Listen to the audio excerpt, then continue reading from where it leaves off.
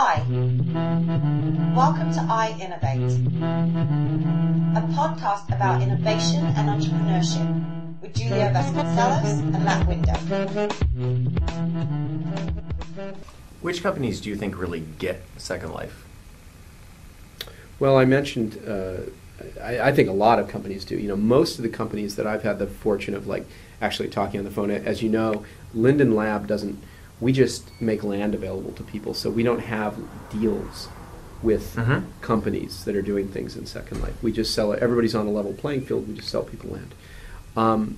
But the times when I've had, so just socially, you know, when I've had the opportunity to interact with, or I've had a brief phone call to talk about ideas with, you know, somebody that's like the CEO of a real world company, I've been impressed by the fact that most of the people reaching out to us thus far are companies that totally get, you know, that this is a completely different language and a completely different environment and very strong community, and you better respect what people are doing there and come up with something that's genuinely valuable.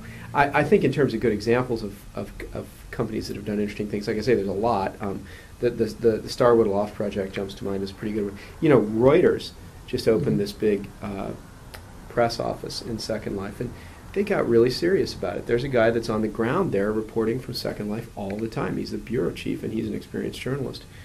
They have a gadget that you can get that's this like pager that will bring you to, it gives you the news. It talks to you and gives you the news all day. But then if you click on it, when there's news, it'll bring you to a place where you can sit and watch the video of the news and debate it with other Second Life users. Now that's a pretty cool idea. You know, that's a genuinely engaging application. But there's lots of others. I mean, smart people are everywhere, whether they're in big companies or not. One of the things that struck me about Second Life when I first started to see it is how technologically sophisticated it is. This is not a hacked Quake engine or something like that. It really is an impressive feat. Can you talk a little bit about developing the technology behind it? Yeah.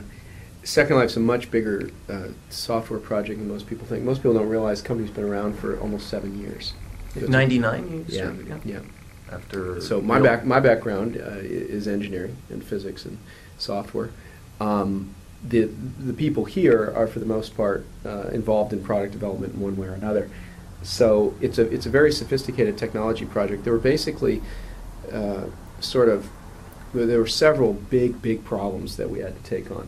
One was that 3D graphics today, when you play an online game, for example, or any 3D game, you're seeing 3D graphics done in a way that wouldn't work with Second Life. That is, all the stuff in a game is pre-computed, so it's like a Hollywood set. It looks exactly perfect, but you can't make any changes to it.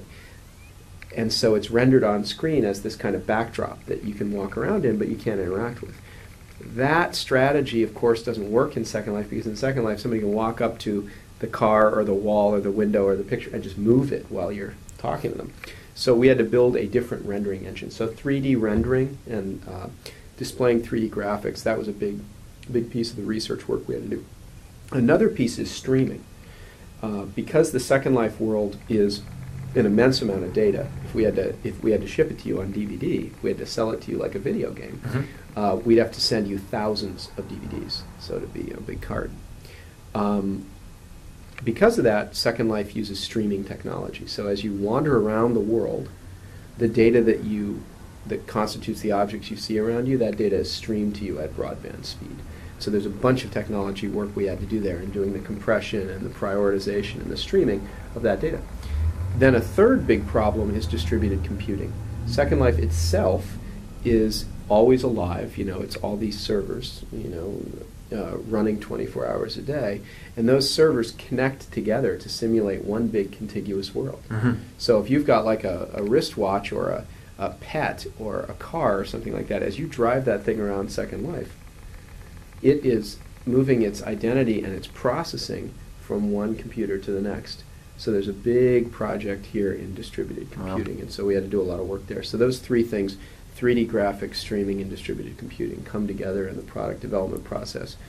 Substantial team, very big project, 7 years, so a lot of work. That's really impressive.